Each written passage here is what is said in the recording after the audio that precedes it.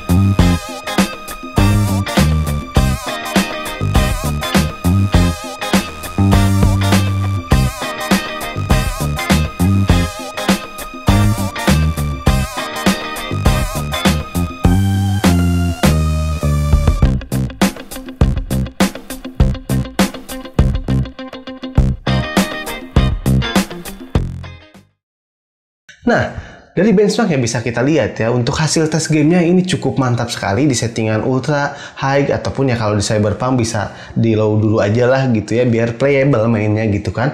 Dan di sini tuh tentunya kalian nggak perlu nanya lagi, bang bisa main Genshin Impact nggak, bisa main Fortnite nggak gitu kan. Itu udah bisa ya, karena memang keterbatasan saya juga nggak bisa ngecek semua ya. Jadi untuk yang di luar-luar game yang tadi dites itu udah bisa, mau COD Warzone, mau apapun itu udah bisa gitu ya. Tinggal kalian aturkan saja presetnya, seperti tadi Cyberpunk kita main di low aja biar lebih nyaman mainnya gitu, biar FPS-nya playable gitu. Dan tentunya jangan kalian lupakan bahwa untuk pengetesan barusan tadi di situ bisa ditambah 3 sampai 10 FPS ya, tergantung gamenya, karena kita menggunakan record langsung dari PC ini. Jadi kalau misalkan tanpa record ya bisa naik lagi FPS-nya gitu. Dan lalu kita lihat dulu konsumsi dayanya dari PC ini berapa sih untuk konsumsi dayanya. Jadi dari konsumsi dayanya PC ini itu bisa mengkonsumsi daya cukup boros di atas 200-an ya, tergantung game juga. Untuk game itu kadang 230, 260 ya, bahkan bisa lebih gitu. Tergantung gamenya ya, ini cukup boros sih untuk si RX 580 ini gitu. Tapi kembali lagi ke performanya cukup baik.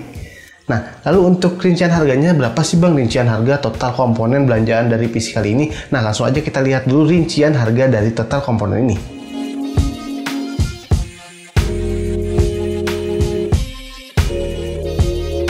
Nah, dari budget 4 jutaan ini tentunya ini bisa menjadi opsi yang cukup hebat untuk kalian bisa gunakan. Bisa kalian untuk gaming atau productivity ringan atau casual gitu ya. Ini sudah bisa, jadi nggak perlu meragukan lagi gitu untuk kemampuan dari i5 ini gitu. Meskipun ini jadul, i5 generasi ketiga, tapi performa untuk gaming di 2021 ini ya masih bisa cukup diandalkan lah untuk kalian yang memiliki budget yang fresh di bawah 5 juta ya.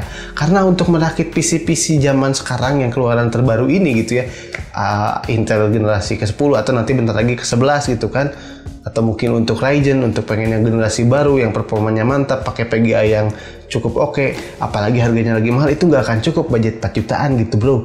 Jadi harus budget 5 juta ke atas, itu pun agak susah nyari barangnya sekarang. Jadi ini bisa jadi opsi lah buat kalian. Dan tentunya untuk kalian yang ingin dibantu rakit juga kalian bisa DM ke IG kami, ke GTech ID. Tapi tolong bersabar ya, karena yang DM itu cukup banyak, yang minta bantu rakit juga cukup banyak. Jadi tolong bersabar. Biasanya kita bales ada jam-jamnya gitu ya, sesuai dengan kesibukan kita juga. Dan tentunya saya tidak jual beli. Di sini saya juga bukan toko, jadi ini juga yang dibantu rakit. Kalian bisa membeli komponennya sendiri atau bisa menitipkan budgetnya, terserah kalian ya. Jadi di sini saya hanya membantu rakit untuk kalian, berniat baik untuk kalian ya. Dan kalau untuk masalah biaya sih dari saya sendiri meniatkan membantu ya, saya anggap gratis aja. Tapi kalau kalian ingin memberi donasi atau sebagainya, kalian juga bisa seikhlasnya gitu ya. Jadi nggak akan saya tolak juga gitu. Yang namanya orang asing nggak akan saya tolak berapapun gitu ya. Dan tentunya saya masih punya project untuk giveaway rakitan PC, di mana kalian jika ingin ikut berdonasi, kalian bisa ikut berdonasi lewat Saweria. Dan alhamdulillah sih udah ada beberapa orang yang donasi juga, udah nambah juga ya, walau belum banyak gitu ya. Jadi waktu itu ada yang rakit juga, dia ngasih lagi di Saweria gitu. Jadi alhamdulillah kita dikit-dikit kumpulin, mudah-mudahan bisa tercapai untuk giveaway PC-nya. Oke, mungkin itu saja video rakitan PC kali ini. Bagaimana menurut kalian? Silahkan komentar kalian, tuliskan di bawah. Dan bersama saya Angga Wiguna Saputra, sampai ketemu di lain kesempatan dan di next video. Salam GTech ID, see you!